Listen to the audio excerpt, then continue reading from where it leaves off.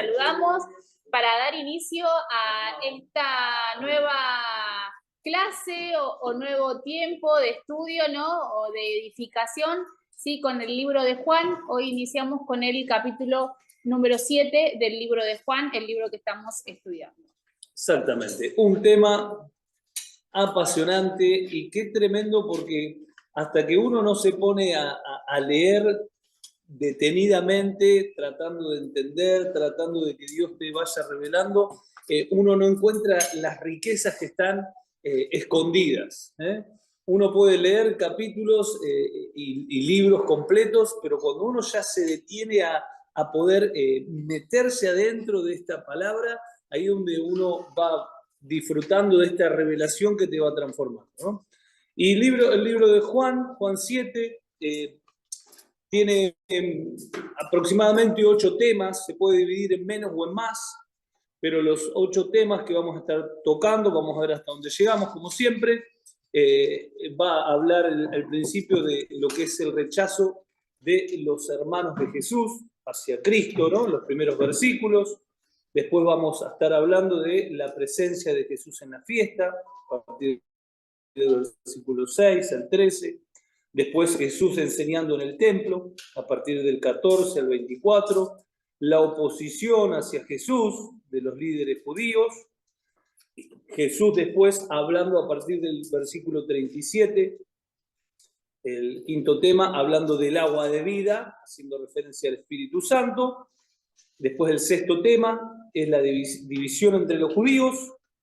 Séptimo, la búsqueda de Jesús por los guardias. Y el último es Nicodemo, que defiende a Jesús, ese mismo Nicodemo que se había encontrado con Cristo. Bueno, vamos a ir desarrollando cada uno de estos temas que están por demás apasionantes, así que vamos a utilizar la versión NBI.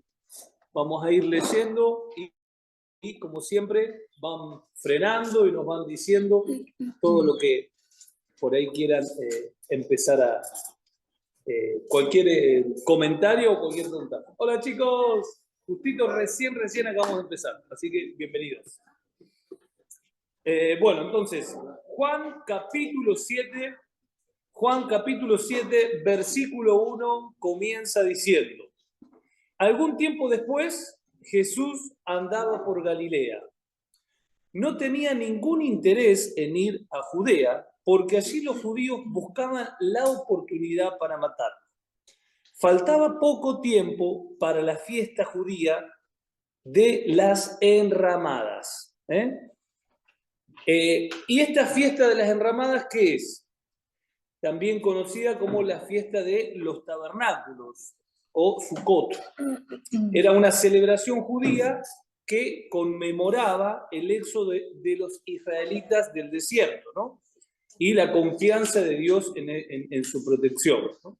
Se realizaba toda una semana en Jerusalén y lo que hacían, levantaban carpas y se quedaban a vivir ahí, en la carpa, simbolizando lo que era el desierto, ¿no? Por eso es que era la fiesta de enramada, o Sukkot, porque en realidad Sukkot era el lugar donde ellos permanecieron una vez que salieron, emigraron de Egipto, cruzaron el mar. El primer lugar con el que ellos se encontraron se llamaba Sukkot, que fue el primer lugar que ellos estuvieron, digamos, permaneciendo por un tiempo, y es eso lo que se celebraba en aquel momento, ¿no? La fiesta de las enramadas, inclusive nacían como una especie de tienda, ¿no?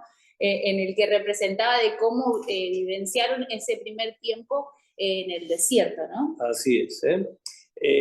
Las 5 fiestas más importantes de los judíos era la Pascua, ¿no? Que conmemoraba la salida de Egipto, la de Pentecostés, que celebraba la entrega de la Torá en el monte Sinaí, esta, Sukkot, la fiesta de los tabernáculos, después la de Yom Kippur, que era el día de la expiación, día de arrepentimiento y perdón, y la del año nuevo, ¿no? El inicio del año judío. Continuamos con el versículo 3, como para tener una idea de historia que interesa. El contexto, ¿no? Porque es importante conocer, ¿no?, el contexto de cada historia. Que son fiestas que quedaron obsoletas. Digo quedaron obsoletas, si bien no es el tema de hoy, pero nosotros como iglesia no podemos pensar que por realizar alguna de estas fiestas somos más espirituales o menos, porque es una cuestión de tradición de los judíos, no tiene nada que ver con nosotros. Nosotros somos la iglesia de Cristo, no es que tenemos que realizar algo de esto. Digo porque hoy en día a veces no se entiende esto, esta división de pacto, y se terminan haciendo estas mismas fiestas pensando que son más o menos espirituales. Si la quieren hacer no hay ningún problema, pero es lo mismo que hacer un cumpleaños, es decir, forma parte de una cuestión de tradición de acuerdo al pueblo, ¿no? Pero Dios no lo pide para nada.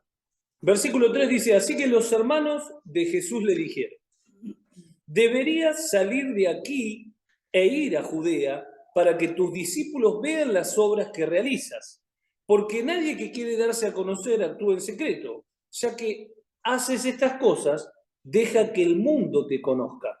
Lo cierto, versículo 5, lo cierto es que ni siquiera sus hermanos creían en él, en Cristo. Qué bárbaro, ¿no? Porque en estos versículos que acabamos de leer, yo notaba como 3 características de esta situación específica, ¿no? De los hermanos diciéndole a Jesús, anda, porque tenés que darte a conocer, ¿no? Y concluye esa pequeña parte diciendo, lo cierto es que los hermanos ni siquiera creían en él, ¿no? Y pensaba en esto del desafiaban ellos la autoridad y el liderazgo de Jesús, ¿no? Y cómo a veces, llevándolo, ¿no? a nuestras vidas, a veces nosotros creemos de que exponer a alguien va a ser de que yo sea más importante, ¿no?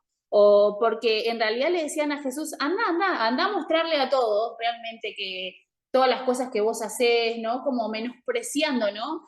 Y vemos cómo ellos quisieron desafiarlo, exponiéndolo, y Jesús, ¿no? Bueno, después vamos a ver cómo responde a esta situación, ¿no? Empiezan a cuestionar la estrategia o los métodos que Jesús estaba utilizando, ¿no? ¿Por qué estás acá escondido si que lo mejor sería, ¿no? Que te vean todos, ¿no?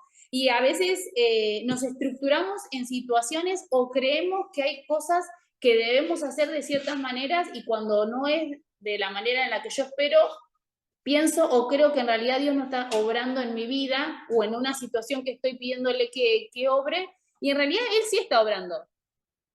Lo que pasa es que por ahí no está obrando de la manera en la que a mí me parece que es la correcta para mí, ¿no? Y a veces, ¿cómo nos sucede esto mismo que los hermanos hicieron con Jesús, en esto de desafiar a Dios? Pero, a ver, eso es el creador de todo, ¿no? Y nos empeñamos en que nos dé cosas o que actúe de maneras Dios en las que nosotros esperamos o estamos estructurados que tienen que suceder cuando Dios está obrando, y Él no deja de ser Dios a pesar de las circunstancias que yo como ser humano puedo estar atravesando. Ahora, si los hermanos le dijeron a Jesús, anda a la fiesta para que vean las obras que haces, ¿qué significa? Que ellos veían las obras que Jesús estaba haciendo. Es decir, que eran visibles los milagros que Jesús estaba haciendo. Ahora, acá donde vemos justamente lo que hablamos siempre, un milagro visible no te garantiza nada, ¿no? Por eso es tan importante entender de que los milagros que cambian son los milagros que pasan en nuestro interior. La transformación interna del espíritu en nuestro corazón es lo que cambia. Los hermanos de Jesús, lógicamente, veían lo que Jesús estaba haciendo. Sabemos que en las bodas de Caná fue el primer milagro que Jesús hizo públicamente, pero internamente no se sabe. Pero los hermanos estaban ahí, viéndolo, viéndolo. Ahora, es interesante también como para conocer cuántos hermanos tenía. ¿Saben cuántos hermanos Jesús tenía? A ver, ¿alguien sabe? Bueno, mínimo tenía 6 hermanos, mínimo. ¿Cómo? Si leemos en Marcos 6.3, dice, ¿no es este el carpintero, el hijo de María? ¿Acaso no es el hermano de Santiago, 1, de José, 2, de Judas, 3, y de Simón, 4? ¿Y no están sus hermanas aquí con nosotros? Sus hermanas en plural, o sea que 2 hermanas 2 seguro. Seguras. No sé si recuerden que la 3. mujer en aquella época no... O sea Ni nombre tenía. Eran las hermanas. Claro, bueno, fíjense, ¿no? O sea que 6 hermanos tenía seguro, ¿no? 6 hermanos que no se sabe acá quién eran de los hermanos estos que le dijeron. Total eran 7. Con él eran 7. Claro, exactamente. Ahora, qué tremendo esto, ¿no? Porque si bien estos hermanos no creían en Jesús, en ese momento terminaron creyendo, al menos 2 de ellos seguro, que fue Santiago, que también se llamaba Jacob, que terminó siendo el líder de la iglesia de Jerusalén, el hermano de Jesús, y que fue el que escribió la carta de Santiago, una carta preciosa. Y también Judas, el hermano de Jesús, también, que escribe el anteúltimo libro, anteúltima carta, ¿no? Antes de Apocalipsis está Judas, que lo escribió el hermano de Jesús. Vemos también esta transformación, ¿no? que Jesús y cómo en ellos le ha generado significado cuando murió, resucitó. A ver, sus hermanos lo veían como un loco, lo veían como decir, ¿quién se piensa? Este nació conmigo, jugaba a la pelota, jugábamos a la mancha y ahora dice que es el Hijo de Dios. En el momento, claro, tenía un problema bárbaro, pero cuando empezaron a atar cabos, cuando vieron todo lo que estaba pasando, cuando lo vieron muerto, cuando lo vieron resucitado, ahí le cayó la fecha y dice, estuvimos con Dios todo el tiempo, ¿no? Y se volvieron, lógicamente, lo que vemos en las cartas, ¿no?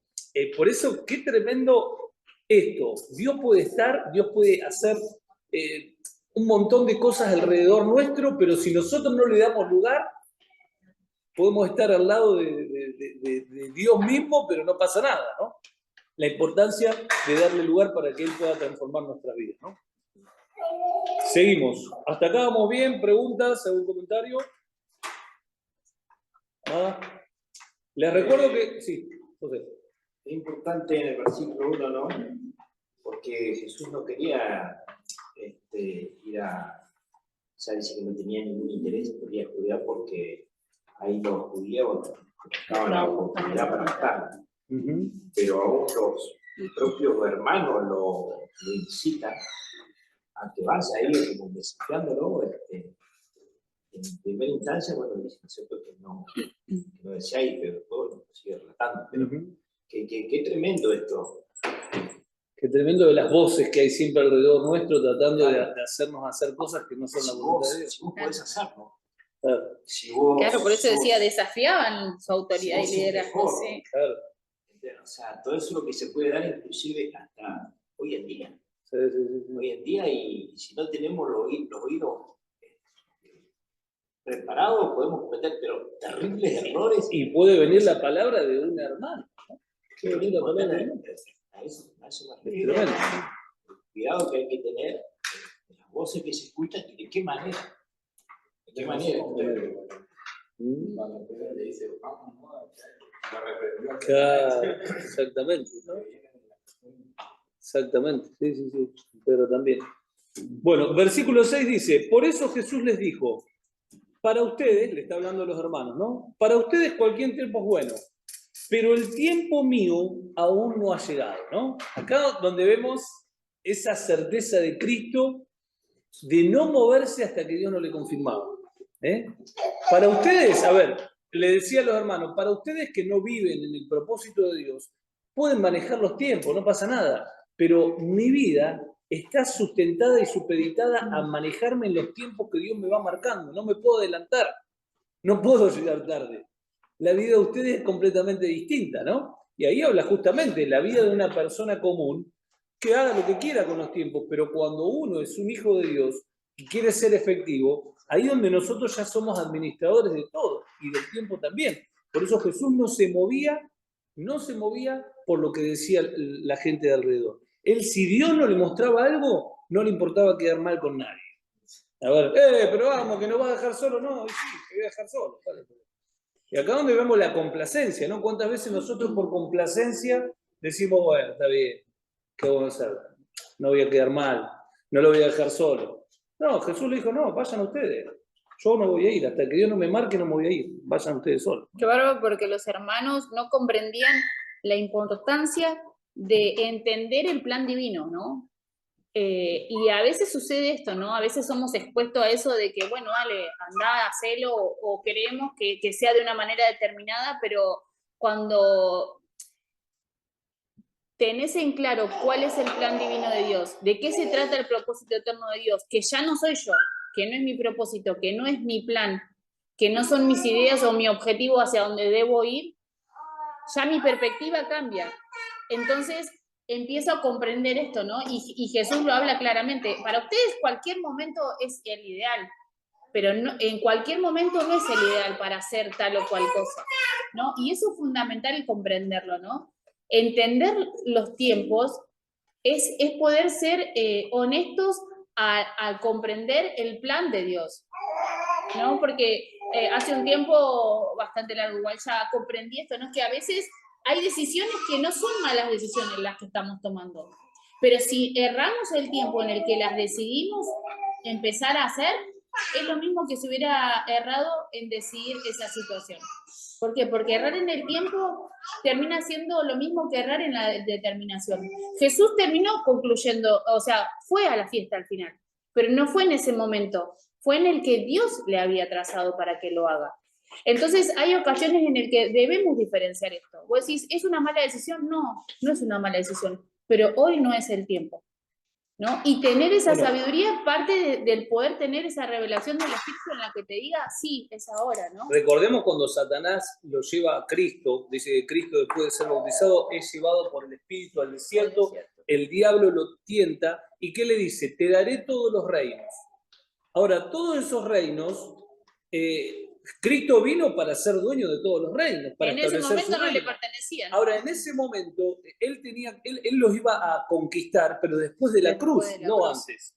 El diablo se los ofreció fuera de tiempo. El diablo se los ofreció sin cruz y fuera de tiempo, ¿no? Cristo sabía de que tenía que primero pasar la cruz para poder llegar al tiempo oportuno de poder ser aquel Señor y Salvador en el cual todas las cosas son sometidas a Él, ¿no? Ahora el versículo 7 es clave, porque dice, está hablando Jesús con los discípulos, dice, el mundo no tiene motivos para aborrecerlos a ustedes. En cambio, a mí, sí. A mí, sin embargo, me aborrecen, ¿por qué? Porque yo testifico de que sus obras son malas. Es decir, el mundo a ustedes no les va a pasar nada porque ustedes está todo bien con todos. Ustedes no se juegan por nadie, como decimos, pero yo, que soy una persona comprometida con la verdad, comprometido con lo que Dios me está mostrando, a mí sí me aborrece. ¿Por qué? Porque yo no me quedo callado. Acá Jesús lo aborrecían, ¿por qué? Porque los confrontaba con sus malas obras.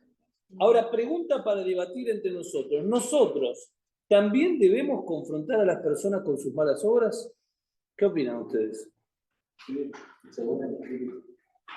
Según lo que el Espíritu haga en el momento. Bueno, yo sé que Jesús siempre se miró cada palabra y cada paso que hizo y cada persona que le habló. Yo sé que el Espíritu Santo lo guiaba. O sea, cada confrontamiento, cada cosa era a través de la obra del Espíritu. También conociendo igual la palabra, porque Jesús de niño ya era un maestro de conocimiento. De hecho, a los 12 años lo encuentran en sinagoga enseñándole a los maestros. O sea, eso es crucial y conocimiento. Pero sin la obra del Espíritu Santo, el conocimiento sería conocimiento. Claro. ¿Los demás qué opinan? Yo creo que sí, porque si uno ve que está haciendo algo mal, la responsabilidad también marcárselo después que la otra persona tome la decisión de corregirlo, ¿no? Sea la otra persona, pero si estamos viendo que hay algo mal y sabemos que está mal, estaríamos obviando y no sé si siendo parte del pecado del otro, pero estaríamos como mirando para otro lado. Es como mostrar amor. Sí.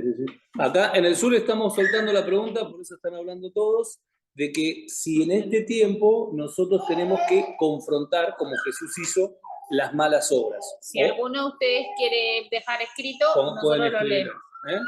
Sí, se había levantado la mano. No, porque pasa que yo pensaba que igualmente la vida misma te confronta, ¿no? Porque capaz que no tenés que decir nada, pero al ser, o sea, al vivir la vida de Cristo ya confrontás, o sea, de alguna manera, o sea, ya, no sé. Al no participar ya estás confrontando. Sí, o incluso siendo como sos, ¿no? Por ejemplo, no sé, hay personas que de repente, no sé, van a decir alguna palabra y dicen, uy, no. O sea, como que de alguna manera, o sea, estás confrontando, viviendo. A través de la vida de Cristo. Sin palabras, digo. Claro, o sea, puede ser así en palabras, como decían ellos, o testificando, o sea, siendo vos, ¿no? Claro, bueno, creo que acá... ¿Alguien más? ¿Alguien más quiere decir algo? Sí, yo creo que es de acuerdo a la oportunidad, ¿no? Porque si yo estoy hablando con alguien, esa persona tiene una idea y cree que esa idea es la mejor, puede ser cualquier idea, y yo teniendo la luz sabiendo que está mal, no le puedo decir, bueno, tu responsabilidad hacerlo, no, mira, estas son las consecuencias. Después si querés hacerlo, pero acá te vas a equivocar en esto. Claro. Yo creo que a mí, con esta manera de ver las cosas, sería de acuerdo a la oportunidad que tengamos de hablar con la persona, porque yo creo que alguien que quiera hacer algo malo no lo va a hacer Ni hablar. Sí, creo que el equilibrio en todo esto es fundamental. ¿Miguel, ibas a decir algo? No. Ah, bien. Levantó la mano. Creo que el equilibrio en todo esto es fundamental y entender de que cada caso es distinto, cada oportunidad es distinto. Es decir, yo estoy caminando y veo que alguien tira un papel en la calle y me dice, ¿cómo vas a tirar? Y yo me voy a confrontar con alguien que ni conozco, lógicamente, por ahí después se da vuelta y te entras con un litigio y bien, ¿quién te mandó a vos a ser juez de...? A ver, una cosa es en los ambientes en los cuales uno vive, en los cuales uno interactúa, con las personas que te dan lugar también, ¿no? Por eso, a ver, uno tiene que utilizar esa sabiduría y creo que, bueno, es claro todo lo que dijeron todos, ¿no? Pero bueno, el Espíritu Santo es el que tiene que ir guiándonos en cada situación, pero lo importante es entender de que a veces no tenemos que pensar, o mejor dicho, tenemos que pensar que muchas veces es más fácil no comprometerse con la verdad. ¿Por qué? Porque a veces una persona que por ahí tenés una buena estima, te juntás a tomar unos mates y charlar, por ahí vos lo confrontás con algo y por ahí esa persona no se quiere juntar más, como bueno, pero podés estar salvando una vida, podés estar ganando mucho más que una relación. Por eso la sabiduría es la que nos tiene que dar de toda confrontación, tiene que ser en amor y cuando la persona quiere escuchar. ¿Cuántas veces nos pasa que de personas que te quieren decir algo y vos en realidad nunca le diste lugar para que te diga algo, ¿no? En la administración en general de la voz de Dios, justamente estábamos hablando de eso, que a veces Dios te habla y te muestra el corazón de una persona lo que está pasando, pero no por ende tenés que decirle a la persona, a veces Dios te lo muestra para que estés orando. Por eso Jesús decía, sé manso y humilde, porque el corazón, o sea, él conocía todo, o sea, él miraba a una persona y sabía cómo era todo, toda su vida perfecta. Imagínate lo que él podía llegar a hacer. O sea, él te podía ir literalmente con algo que podía haber dicho a través del Espíritu Santo, porque tenía ese discernimiento. Pero él por eso decía, sé manso y humilde dentro de la administración del poder que el Espíritu Santo te da. Yo he cometido ese error, entonces el Espíritu Santo me mostraba el corazón de una persona, pero no había amistad, no había un ambiente, no había un... Y a veces le decía, vos pasaste por esto o algo así, era un confrontamiento de que a veces me decía el Espíritu Santo, yo nunca te dije nada. Claro, por eso esto que hablábamos, ¿no? El entender los tiempos, ¿no? Porque vos decís, ¿estaba mal lo que te decía Dios? No. ¿Era certero? Sí, era certero. ¿Era el tiempo de hablarlo? No. Entonces, a veces sucede esto, ¿no? Esto que... Por eso es la importancia de pedirle al Espíritu, ¿no? Que nos dé esa sabiduría, de poder comprender los tiempos para cada situación. ¿Está mal vos decís, ¿está mal o está bien confrontar? No está mal, está bien. Lo que pasa es que depende el tiempo en el que sea, va a ser el adecuado, ¿no? Y siempre en el temor de Dios de saber, a ver, ¿quién de acá tiene una certeza 100% cuando Dios te estaba diciendo algo? Nadie. ¿Por qué? Porque Dios no te lo habla de una manera audible. Uno con el tiempo ha aprendido a escuchar a Dios. Pero aunque uno ha aprendido a escuchar a Dios, yo a nadie le digo, mira, esto te lo estoy diciendo de parte de Dios. ¿Por qué? Porque siempre puede haber un porcentaje mío. Claro, un porcentaje mío o un porcentaje. Entonces siempre teniendo ese temor de decir, bueno, yo creo que es lo que Dios me está diciendo. Yo creo que es Dios lo que me está guiando a hacer, pero no para cerrarme y decirme, no, esto te lo digo de parte de Dios. Como lo hemos escuchado tantas veces. Por eso me gusta Dante Gebel que dice, te voy a decir lo que creo que el Señor me está diciendo que te diga, ¿no? Y eso también forma parte de un corazón humilde que trata de conocer a Dios, que uno, a medida que va pasando el tiempo, lo va conociendo, pero tampoco como para cerrarnos ni decir, no, yo tengo que confrontar porque esto me lo está marcando Dios. No, por ahí no te lo está marcando Dios, por eso vos, por ahí es una cuestión de una cuestión tuya, una experiencia, entonces, de ser humilde desde ese lugar, ¿no? Y la enseñanza de Juan.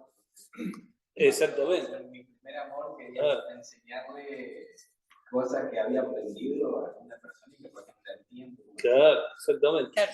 Versículo 8 dice, suban ustedes, Jesús le dice a los hermanos, suban ustedes a la fiesta. Yo no voy todavía a esta fiesta porque mi tiempo aún no ha llegado, ¿no? Entendiendo el tiempo. Dicho esto, se quedó en Galilea. Sin embargo, después de que sus hermanos se fueron a la fiesta, fue también él, no públicamente, sino en secreto. Versículo 11. Por eso, las autoridades judías lo buscaban durante la fiesta y decían, ¿dónde se habrá metido? Entre la multitud corrían muchos rumores acerca de él. Unos decían, es una buena persona. Otros alegaban, no, lo que pasa es que engaña a la gente. Sin embargo, por temor a las autoridades judías, nadie hablaba de él abiertamente, ¿no? Estamos en Juan, recién terminé de leer, Juan 7:13. ¿Se lo encontraron ahí? Bueno, interesante, ¿no? Como personas creían, personas no creían, personas lo veían como un engañador, personas que lo reconocían como el Mesías, como el Cristo, ¿no? Como en todos lados se coicenaba, como decían. Bien, versículo 14. Dice, Jesús esperó hasta la mitad de la fiesta para subir al templo y comenzar a enseñar. Los judíos se admiraban y decían, pero ¿de dónde sacó tantos conocimientos sin haber estudiado? Sin haber estudiado, ¿por qué? Porque ellos no lo tuvieron como su discípulo ahí en la sinagoga. Entonces, supuestamente, él no había estudiado, pero él se había comido todos los libros, había estudiado los profetas, había estudiado todo, ¿no? Dice, ¿y qué es lo que le dice Jesús? Mi enseñanza no es mía, respondió Jesús, sino del que me envió. El que esté dispuesto a hacer la voluntad de Dios reconocerá si mi enseñanza proviene de Dios o si yo hablo por mi propia cuenta. Y acá quiero frenar un cachito, porque acá hay un principio importantísimo. ¿Cuál es el principio? Que todo aquel que realmente quiere hacer la voluntad de Dios sabrá todo lo que viene de Dios y lo que no. Tarde o temprano.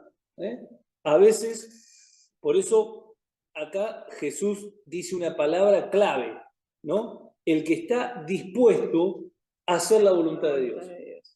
Creo que todos en algún momento hemos tomado enseñanzas incorrectas. Ahora, esas enseñanzas incorrectas, por más que hoy podemos estar pensando algo que en realidad es incorrecto, pero si hay un corazón que está dispuesto a hacer la voluntad de Dios, tarde o temprano Dios te lo va a mostrar. Y va a cambiar tu corazón Hay personas que no están dispuestos a hacer la voluntad de Dios, ¿por qué? Porque están cómodos con su estructura religiosa, están cómodos con acallar su conciencia, están cómodos con el orden. No me vengas a decir algo que yo ya lo entendí así. Es como aquella persona que tiene todo acomodado, y decís, pero mira, tenés todo mal acomodado, porque si pones acá, vas a tener mucho más lugar. No, pero yo ya lo tengo así, no me cambies nada. No está dispuesto a cambiar absolutamente nada, ¿no? Por eso acá Dios dice, el que está dispuesto, tiene una disposición interna para hacer la voluntad de Dios y cambiar cosas y permitir que Dios obre, va a conocer la voluntad de Dios. Qué tremendo, ¿no? Por eso es importante entender eso, ¿no? La predisposición, esta disposición de poder querer hacer lo que Dios quiere que hagamos, ¿no? Eso como primera instancia. Y lo segundo que me gustó esto es que dice que yo no hablo por mi propia cuenta, sino por aquel que me envió. Y esto tiene mucho que ver con que no habla a uno lo que primero se le viene a la cabeza, en realidad, ¿no? Cuando alguien va a pedir un consejo, lo primero que se me ocurrió porque hoy vi en la tele o porque vi, no. Y en realidad, cuando alguien habla con Dios, ¿no? En esto del poder orar y decir, bueno, Dios, guíame hacia qué lugar tengo que ir. Y me va a venir a la cabeza todo lo que yo tengo en mi cabeza, ¿no? Y a veces, en ocasiones, mi cabeza no está viciada de Biblia, de tiempo de oración, de tiempo de comunión. Está viciada de, no sé, de videitos de TikTok, del comentario de mi vecino, de las novelas que miro a la tarde, o de la noticia. Y la realidad es que nosotros somos seres naturales, somos seres espirituales que nos manifestamos en realidad en ambientes naturales. Entonces tenemos que entender que la exposición a la palabra, el pasar en tiempo de comunión con Dios, el pasar el tiempo de esto, del poder ser expuesto a la palabra, va a ser de que yo empiece a no solamente estar expuesto al ambiente, sino que empiece a crecer en esto, ¿no? Entonces a mi cabeza ya no van a venir todas las otras cosas, va a venir la guía del Espíritu, porque el Espíritu Santo nos va a hacer recordar hacia dónde tenemos que ir, nos va a hacer recordar una palabra, pero si yo primeramente la leí. Yo recuerdo algo que viví, ¿cierto? Yo no puedo recordar algo que no viví.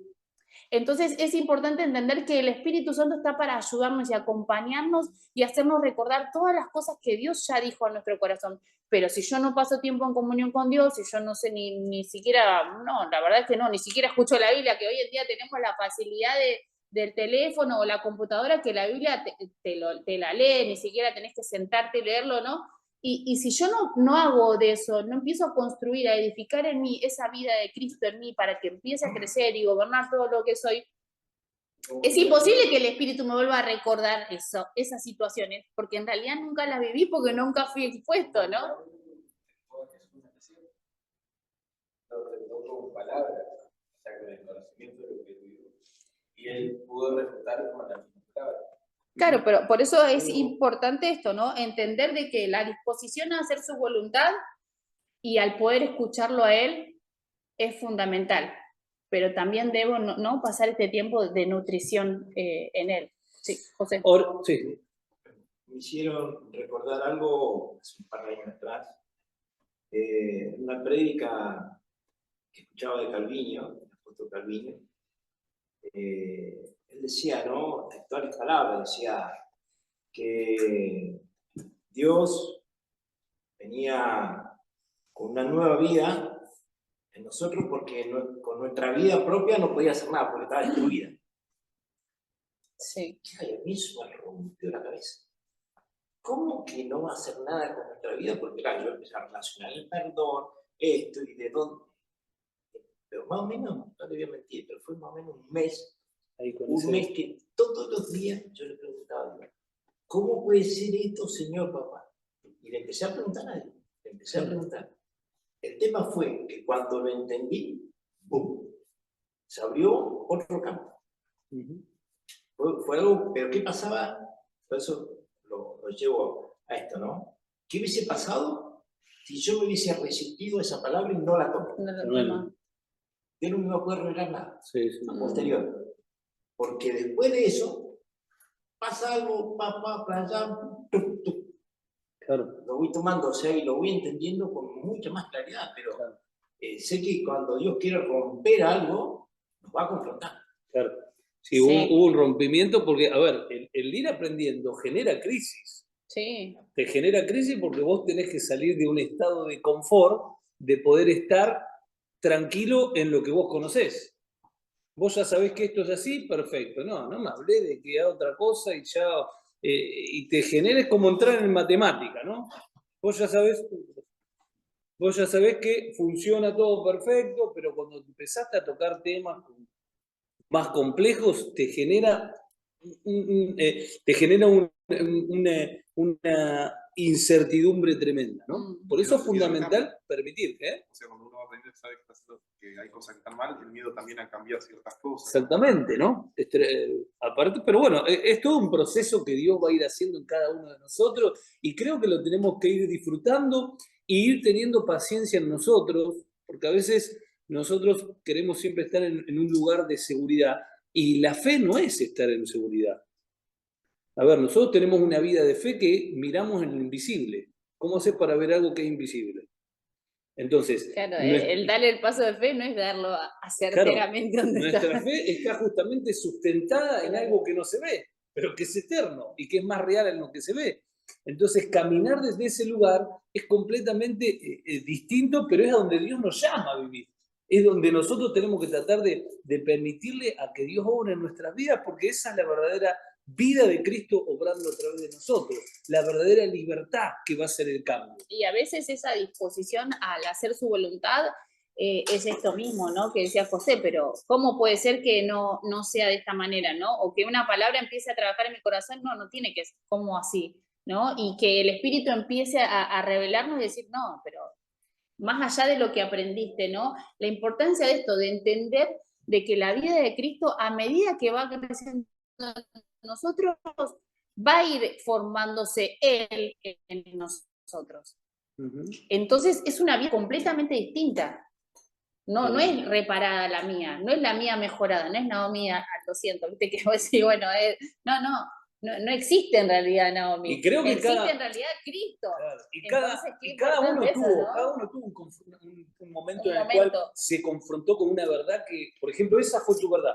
Yo me acuerdo cuando fui confrontado con Dios, en uno que después terminé haciendo una canción, que me di cuenta en una prédica de que en realidad yo no tenía un diseño, sino que Dios tenía un diseño perfecto y que en mi vida tenía que ser fiel a ese diseño. Entonces es como que no tenés un propósito personal y cuando yo entendí todo propósito de Dios, cuando vi todo eso, digo, me rompió la cabeza. ¿Cómo que no? Pero yo estaba trabajando para mi diseño. No, tu diseño no sirve. Vos naciste para poder formar parte de un diseño más grande de Dios. Hasta no poder entenderlo y no poder trabajar en ser fiel a ese diseño, vos vas a estar haciendo obras muertas que no sirven. Yo ahí me generó una crisis tremenda, pero una vez que lo agarré, me generó una libertad. ¿Por qué? Porque no hay mejor cosa que vivir en los estándares de Dios y conforme a su propósito. Porque ahí es donde no vivís desde una fuerza tuya, ni desde una meritocracia. Vivís desde el fluir del Espíritu Santo. Y Él es el que va obrando. Ahora, el próximo versículo es clave. Fíjense, porque acá también nos da un principio clave, porque dice, el que habla, versículo 18, el que habla por cuenta propia, busca su vanagloria. En cambio, el que busca glorificar a Dios, al que lo envió, es una persona íntegra y sin maldad. Y acá donde vemos justamente dos fuentes de motivación. Acá donde vemos dos fuentes de motivación. La primera fuente de motivación es la vanagloria.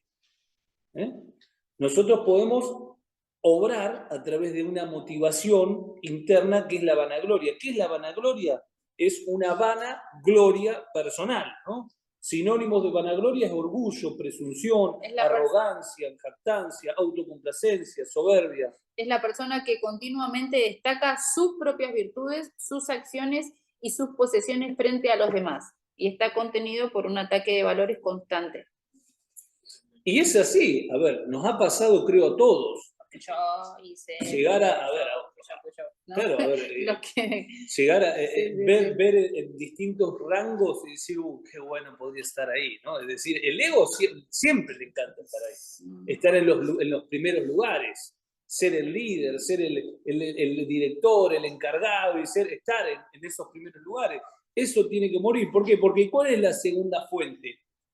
El buscar glorificar a Dios, el buscar que la gloria sea de Dios. Por eso dice, en cambio, el que busca glorificar a Dios, el que busca hacer cosas para que Dios sea glorificado, no para que nosotros tengamos esa vanagloria, esa es una persona íntegra y sin maldad. Tremendo, ¿no? Sí. Qué tremendo poder confrontarnos con esto. Bueno, esto que estoy haciendo, ¿por qué lo estoy haciendo? Lo estoy haciendo porque lo quiero hacer, porque quiero un reconocimiento personal o porque quiero que Dios sea glorificado.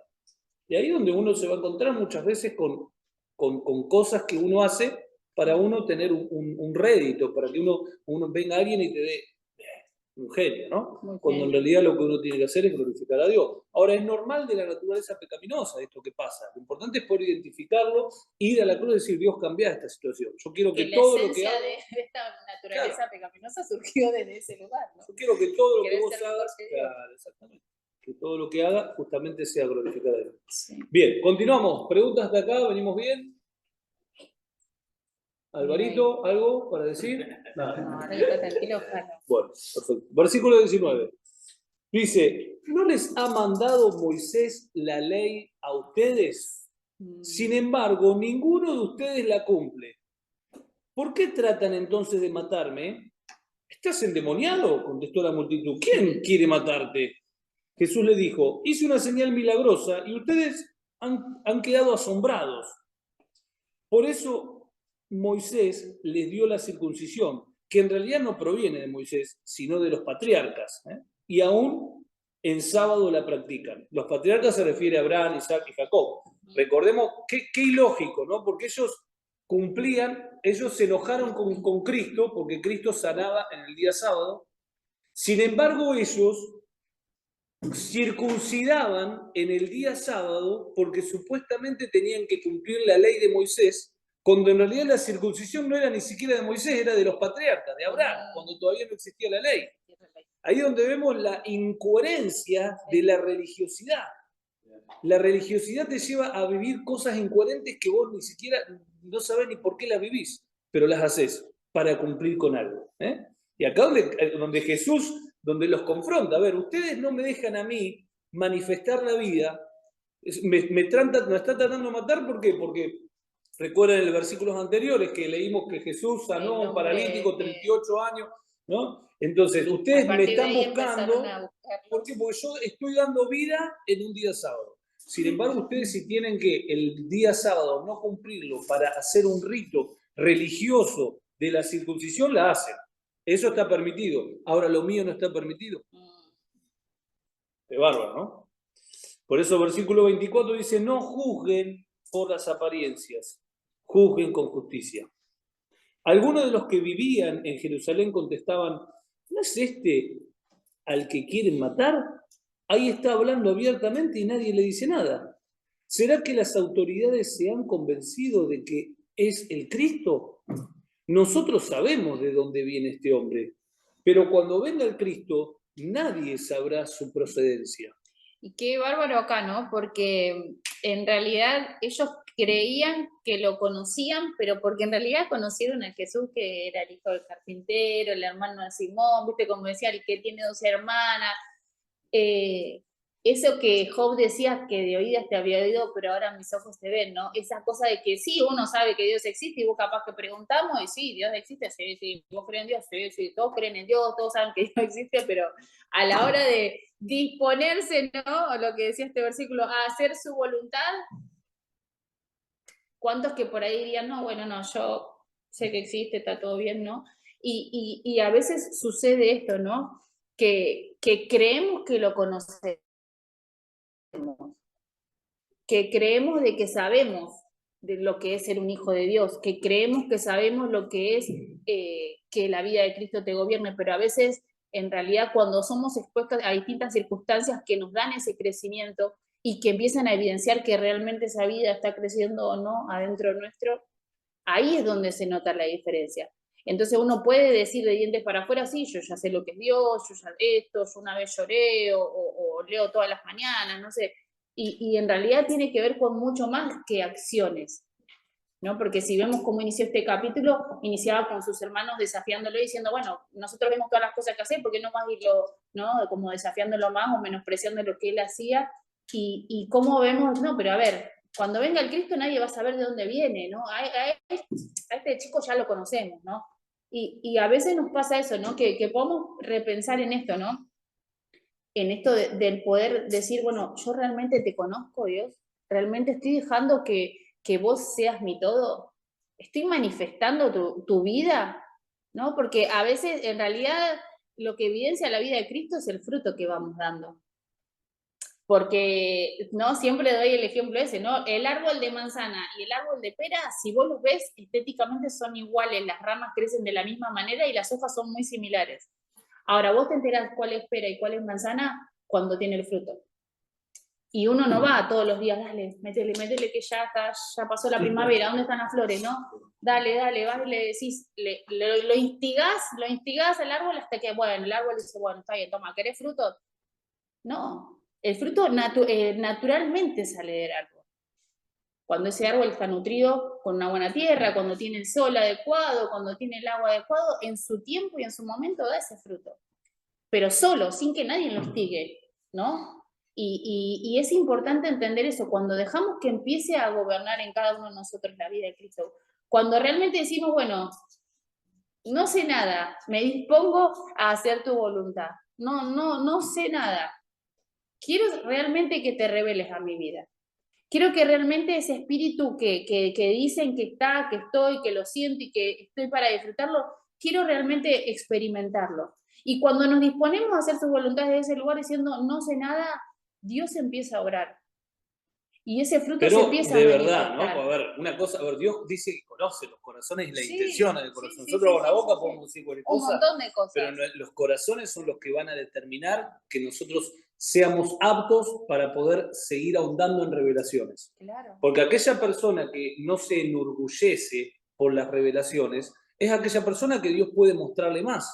Pablo dice, soy de los apóstoles el más insignificante de todos. A ese más insignificante Dios lo llevó hasta el tercer cielo, donde le mostró cosas que... A ninguno. Entonces, qué importante es poder decir, no quiero caer en una necesidad, creerme que yo la creo, porque si no, voy a estar limitando lo que Dios me quiere mostrar, y yo quiero que Dios me muestre realmente. Sí, yo me acordaba de un versículo que habla Pablo, que habla sobre su debilidad, sobre algo que él estaba teniendo físicamente. Sí. Y decía, no, yo, ¿cómo decía? Le he pedido 3 veces al Señor que me lo quite, y el Señor me dijo, bástate mi gracia, porque mi poder se perfeccionará tu debilidad. Claro. Entonces él dice, yo, como que gozoso muestra su debilidad para que el poder de Dios exactamente sea manifestado. Para que por todo lo que él se le había revelado, su ego no se confundiera y no lo apartara del poder de Dios. Qué bárbaro, ¿no? Y por eso a veces Dios permite determinadas cosas, ¿no?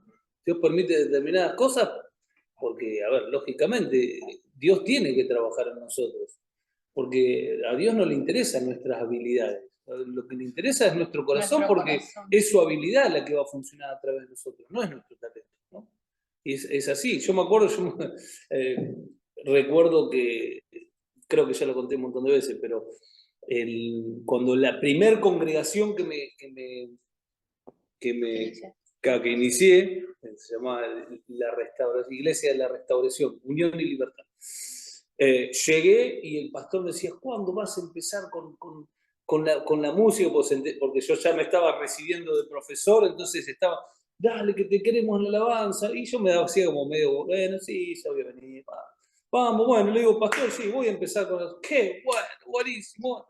Bueno, y me presenta el grupo de alabanza, él es el que ahora se está recibiendo de pastor, papá, él de profesor, él es el líder de alabanza, y me presenta a otro muchacho que tocaba, malísimo, no sabía tocar nada, y me dicen, bueno, perfecto, lo que necesitamos ahora en realidad es alguien que esté tocando la pandereta.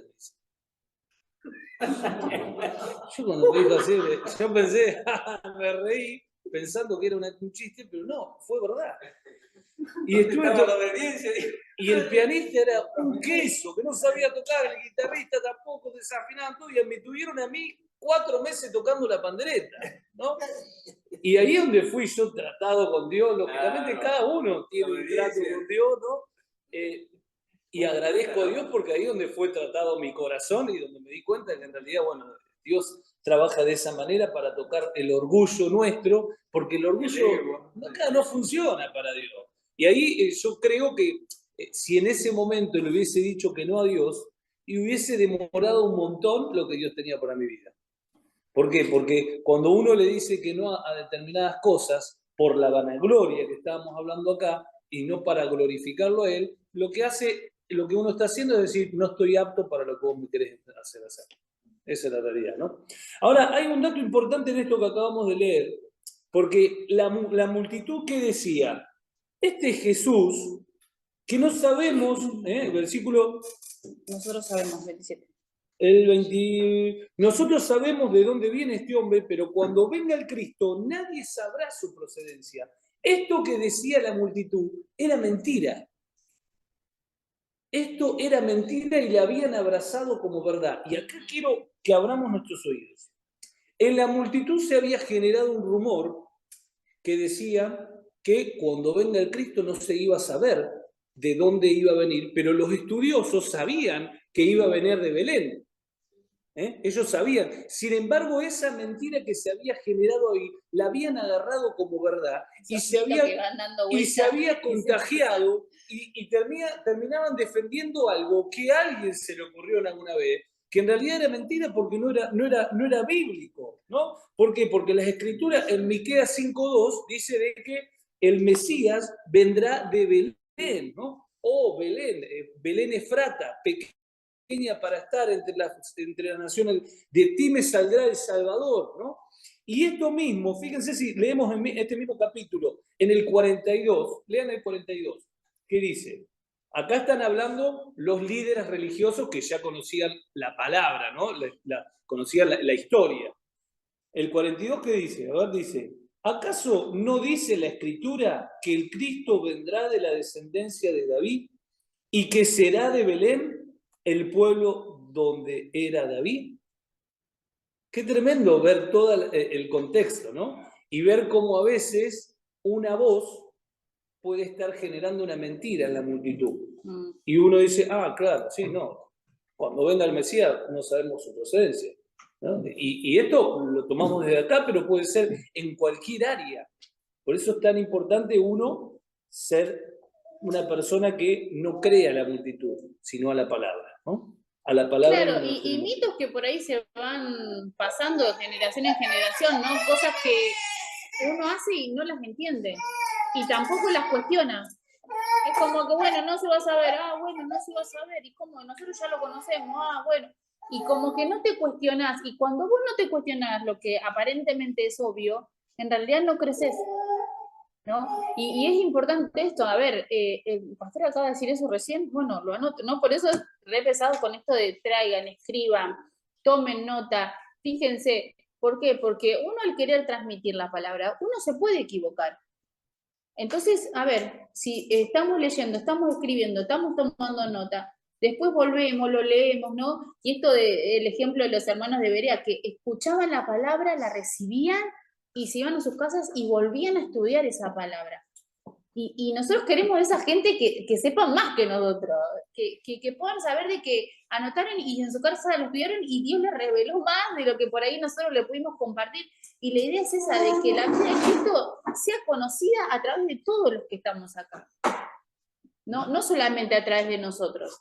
Que el día de mañana haya muchísimos más impartiendo esta vida de Cristo, ¿no? Por eso es importante el poder estudiar, el poder conocer la palabra y no dejarnos llevar por lo que alguien dijo, ¿no? Porque ahí empezaron como una cosa que no se sabe dónde salió, pero salió y entonces todos murmuraban lo mismo, ¿no? Y se dejaban llevar por eso, ¿no? Entonces, importante tener en cuenta esto, ojos bien abiertos, las Escrituras y a ver dónde lo dice, ahí vamos y lo hacemos. A ver dónde lo dice y por qué lo hacemos, ¿no? Y preguntarnos, ¿no? Y indagar y fijarnos y el estar dispuesto a eso, a crecer. Así es. Bueno, seguimos. El 28 dice, bueno, por eso Jesús, que seguía enseñando en el templo, exclamó, con que ustedes me conocen y saben dónde vengo, yo no he venido por mi propia cuenta, sino que me envió uno que es digno de confianza, que vengo de parte suya, y él mismo me ha enviado. Entonces quisieron arrestarlo, pero nadie le echó mano. ¿Por qué? Porque aún no había llegado su hora. Con todo, muchos entre la multitud creyeron en él y decían, cuando venga el Cristo, ¿acaso va a hacer más señales que este hombre? Los fariseos oyeron a la multitud que murmuraba estas cosas acerca de él. Junto con los jefes de los sacerdotes, mandaron unos guardias del templo para arrestarlo. Voy a estar con ustedes un poco más de tiempo, afirmó Jesús, y luego volveré al que me envió. Me buscarán, pero no me encontrarán, porque donde yo estaré, ustedes no podrán ir. Y ¿a dónde piensa irse que no podemos encontrarlo? Comentaban los judíos. ¿Será que piensa ir a nuestra gente dispersa entre las naciones para enseñar a los que no son judíos? ¿Qué quiso decir con eso que me buscarán pero no me encontrarán? y donde yo estaré, ustedes no podrán ir. Bueno, acá vemos toda esta, está bastante claro, ¿no? Estaba profetizando sobre su muerte, ¿no?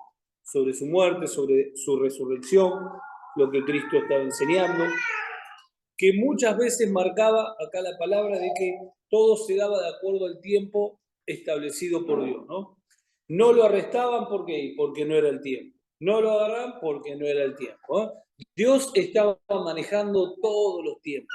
Todos los tiempos fueron manejados por Dios en perfección, ¿no? Nada se fue del tiempo establecido por Dios. Me buscarán, pero no me encontrarán, ¿no? Y qué bárbaro, ¿no? Porque Jesús siempre hablando de cosas eternas, ¿viste? Y todos cuestionándolo, enojándose, ¿no? Y a veces nosotros somos esos nenes caprichosos o esos que, ¿viste? Vos decís, pero ¿cómo puede ser? Y en realidad Dios está tratando de marcarnos una dirección, de mostrarnos algo nuevo, y capaz nosotros estamos empeñados en que lo haga de otra manera o desde otro lugar, y nos privamos de poder recibir esa revelación que Dios tiene para cada uno de nosotros, ¿no? Porque en realidad empezaron, no, pero bueno, ¿en dónde? ¿Y entonces qué quiso decir con que se va a ir? Y empezar a suponer, ¿no? Desde la temporalidad, cuando Jesús les estaba anunciando, estaba preparando sus corazones en realidad. Exactamente. ¿No? Y a veces nosotros, Dios empieza a preparar nuestros corazones con distintas circunstancias temporales, ¿no? Que son las que nosotros podemos descifrar como seres humanos, y no dejamos ser moldeados por Dios. No. Esto no es así, chau, o en el nombre de Dios lo desecho, ¿no? Y cuando Dios en realidad lo está poniendo enfrente tuyo para que puedas crecer, ¿no? Exactamente. Que podamos ser entendidos en los tiempos, ¿no? Como venimos leyendo a lo largo de este capítulo, que podamos tener esa predisposición a hacer su voluntad, que podamos tener esos oídos y esos ojos abiertos para poder verlo y oírlo de manera adecuada, ¿no? Sin ningún preconcepto mío, sin ningún algo que me vaya, no, porque a mí me enseñaron que Dios te habla a la mañana, te habla a la... No, porque... No, sin importar las estructuras que podamos haber adquirido a lo largo del caminar, del transitar, del esto de conocer a Dios, que no haya ninguna estructura que nos limite, o que en realidad que limite al poder de Dios en cada uno de nosotros, ¿no? Para poder ser moldeado y para poder conocerlo realmente, cada día más, ¿no? Y que su vida realmente crezca cada día más en mi vida, ¿no?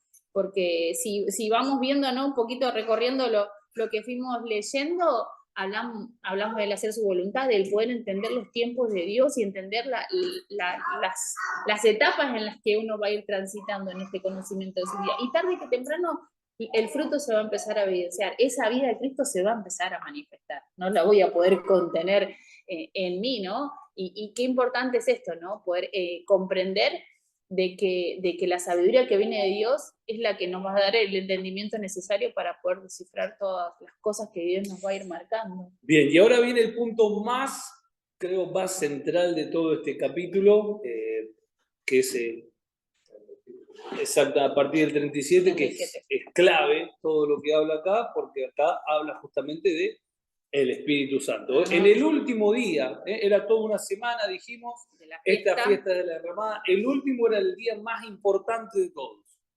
El día donde los más eruditos hablaban, el día donde estaba la más cantidad de gente. Ahora dice, en el último día, el más solemne de la fiesta, Jesús se puso de pie y exclamó. Exclamó, decir a voz fuerte, ¿no? ¿Y qué dijo? Si alguno tiene sed, que venga a mí y beba. Imagínense esa voz gritando ahí. Si alguno tiene sed, venga a mí y beba. Y yo creo que hasta lo ha repetido. Si alguno tiene sed, vengan a mí y beban. De aquel que cree en mí, versículo 38, de aquel que cree en mí, como dice la Escritura, de su interior brotarán ríos de agua viva.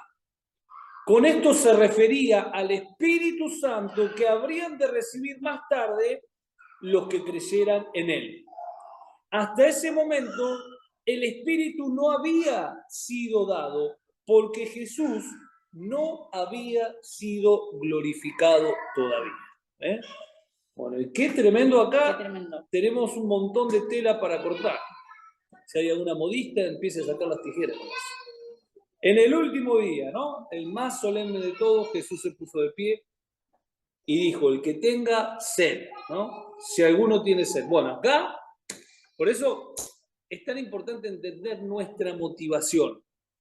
Si nosotros no tenemos motivación de ser saciado por Cristo, vos podés estar al frente de Jesús mismo dándote un sermón, te entró por un oído y te Te salió, salió por el otro. Te fuiste como viniste.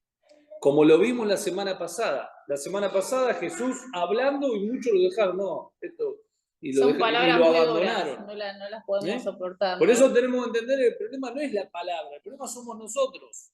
Nuestra motivación, que no tenemos esa sed para que Cristo pueda saciar nuestra sed.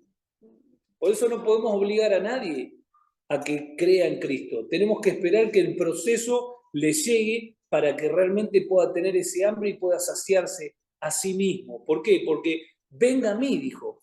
No es, si alguno tenga sed, levante la mano que voy a pasar a dar. No, si alguno tenga sed, venga. ¿Tenés que tener sed? Primer punto, tenés que venir. Y tercero, tenés que beber. Tenés que dejar tu comodidad, ¿no? Esto del ir es dejar nuestra comodidad. Exactamente.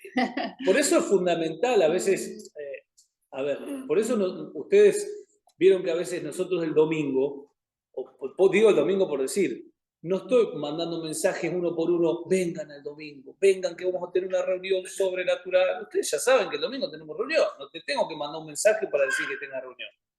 Porque si no, vos vas a venir porque el pastor, si no, te va a mandar el mensaje y bueno, voy porque el pastor me rompe. A ver si me reta. Entonces, a ver, tiene que ser motus propio. Cada uno tiene que nacer y tiene que estar, porque en realidad todo lo que hacemos, lo hacemos para que Cristo sea el que gobierna nuestra vida.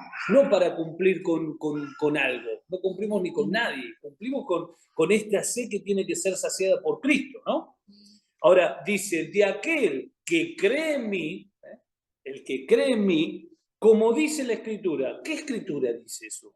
Bueno, Isaías 44:3, hay varias escrituras que hablan, los Salmos también, Ezequiel también, pero por ejemplo Isaías 55:1 también, pero Isaías 44:3 dice, pues derramaré agua para calmar tu sed y para regar tus campos resecos.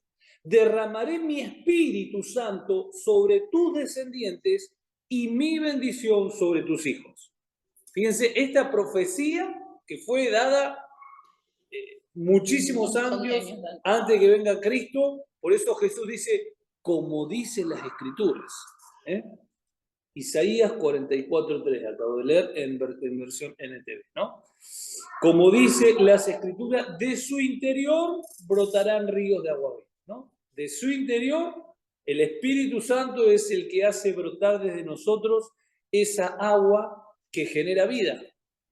Esa agua que genera vida. Tenemos en nosotros el mayor manantial para generar vida en todos lados donde estamos. Desde nosotros tiene que fluir, pero si no lo creemos, a ver, si seguimos esperando de que el Espíritu venga y me toque y que me dé la unción y que venga y que me mueva, no, vos no tenés que esperar que venga nada, vos no tenés que esperar que lo que está dentro tuyo se manifieste, ¿no? Ese fruto que empieza a darse. Por eso somos bastante pesados con esto y nos escucharon 200.000 veces, pero basta de las canciones que dicen que el Espíritu Santo tiene que venir. Basta de las prédicas donde dicen Espíritu Santo, vení y goberná. No, Espíritu Santo, vos estás acá, haceme correr para un lado para que vos gobiernes, para que vos tomes el control y fluí desde adentro de mi corazón como ríos de agua viva. Porque si no estamos yendo en contra de la Biblia y Dios nunca va a ir en contra de su escritura ni de sus principios. Tremendo, por eso, y esto, acá dice, con esto se refería al Espíritu Santo que habrían de recibir más tarde los que crecieran en él, nosotros, ¿no? Hasta ese momento el Espíritu no había sido dado. ¿Por qué? Porque Jesús no había sido glorificado todavía. ¿Cuándo fue glorificado Jesús? Cuando resucitó y cuando... A ver, ¿cuál es la obra consumada de la cruz? No es solamente la cruz, la resurrección y la ascensión. Muerte, resurrección y ascensión. Eso es fundamental, por eso no nos olvidemos que cuando resucita, cuando resucita Jesús, en mismo Juan, en Juan 20:17, que la primera persona que lo ve es María, y Jesús le dice, no me vayas a tocar. Porque Todavía no subía el Padre. Y acá les voy a dejar una pregunta que no se las voy a contestar aunque me pregunten. Si todavía no subió al Padre Jesús, después de haber resucitado el tercer día, ¿dónde estuvo esos 3 días? No lo dije. Y se le reveló Lo dije María. en un mensaje. Vos lo escuchaste por un Se le mensaje. reveló María. No, Vos lo pero escuchaste en un lo mensaje. mismo que fue a los lugares oscuros, No sé. claro, Fue al infierno. No, acá no lo dije. Creo que toqué algo así por arriba, pero no lo dije. Bueno, pero Yo no lo sé. escuché de tu boca. Bueno. Bien, buenísimo. Entonces, qué interesante ver esto, ¿no? La obra consumada de la cruz. Cristo fue glorificado, por eso que el Espíritu Santo lo envía a Cristo, no lo envía al Padre. Por eso dice, yo enviaré al Espíritu Santo. Dice, Claro. Cuando Jesús realiza la obra consumada y es ascendido, le es dado la gloria que antes tenía cuando estaba con el Padre, es decir, la divinidad, la autoridad, y ahí es donde Dios establece y envía el Espíritu Santo sobre nosotros, ¿no? Qué tremendo, es apasionante este tema. Bien, hasta acá preguntas, algún comentario, ¿cómo venimos? Un aplauso. Un aplauso para el Espíritu Santo. ¡Vamos!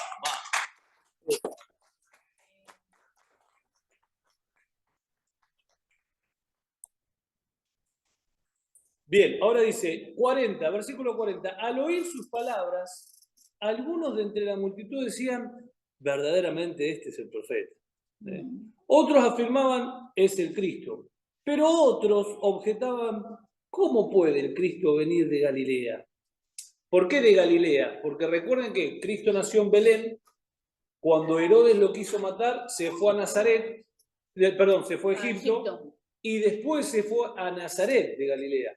Entonces todos pensaban que Jesús había nacido ahí en Galilea, pero en realidad él había nacido en Belén. Ahora, bueno, ahí está el versículo 42 que leímos hoy. ¿Acaso no dicen las Escrituras que el Cristo vendrá de la descendencia de David y que será de Belén, el pueblo de donde era David? Por causa de Jesús la gente estaba dividida. Algunos querían arrestarlo, pero nadie le puso las manos encima. Como Dios tenía el gobierno, el control de todo, ¿no? Los guardias del templo volvieron a los jefes de los sacerdotes, a los fariseos, quienes los interrogaron. ¿Se puede saber por qué no lo han traído?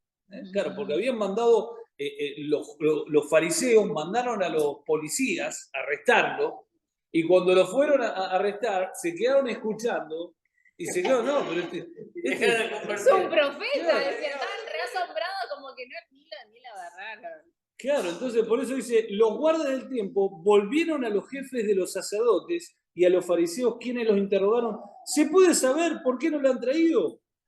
¿Y qué es lo que contestaron? Nunca nadie ha hablado como ese hombre, declararon los guardias. Unos genios. Así que también ustedes se han dejado engañar, replicaron los fariseos. ¿Acaso han creído en él algunos de los gobernantes o de los fariseos? No, pero esta gente que no sabe nada de la ley está bajo maldición. Nicodemo, que era uno de ellos y antes había ido a ver a Jesús, les preguntó, ¿acaso nuestra ley condena a un hombre sin antes escucharlo y averiguar lo que hace? ¿También tú eres de Galilea? Respondieron. Investiga y verás que de Galilea no ha salido ningún profeta. Todos se fueron a casa, ¿no? Bueno, y acá vemos la intervención de Nicodemo. Permitía por Dios sin duda para poder hacer lo que él ya tenía planeado que suceda en realidad, ¿no? Porque esto que hizo, aplacó a todos que querían agarrarlo y matarlo de una. Bueno, Nicodemo era una persona respetada en el ámbito de los fariseos, entonces dijo, bueno, si él hizo esta mención, debemos respetarlo, ¿no? Y entonces como que ahí todos dijeron, bueno, vamos a entonces arrestarlo y escuchar a ver qué tiene que decir, ¿no? Y sin duda que esto lo preparó Dios para que todo se cumpla en el tiempo y la forma en la que Él había diseñado, en la que este plan sea cumplido, ¿no? Qué tremendo. Qué tremendo. Así Muy que, bueno, y vamos a terminar orando y cantando.